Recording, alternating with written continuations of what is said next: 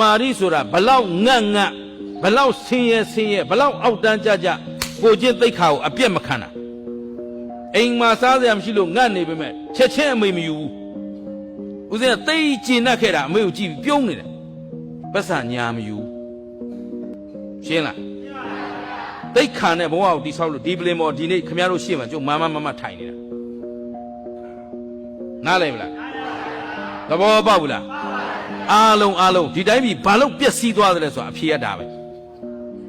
အလွဲသုံးစားရတဲ့ငွေကိုမျက်နှိုးနေကြသေးသေးဘယ်သောအခါမှအထက်တန်း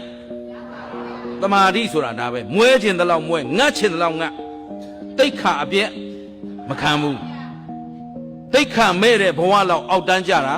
မရှိဘူးရှင်းသလားသီလတမာတိပညာဘယ်လိုအလုံးမျိုးဟာကိုယ့်အတွက်တန်ဖိုးရှိတာလဲလှုပ်ချင်တဲ့လောက်လို့ငွေကုန်တိုင်းကုသိုလ်ရတယ်မထင်ပါနဲ့ရှင်းသလားငွေတွေအများကြီးကုန်တိုင်းကုသိုလ်အများကြီးရမယ်လို့ပြောလို့မရပါဘူးကုသိုလ်ဖြစ်တဲ့အလုပ်ကိုလုပ်မှ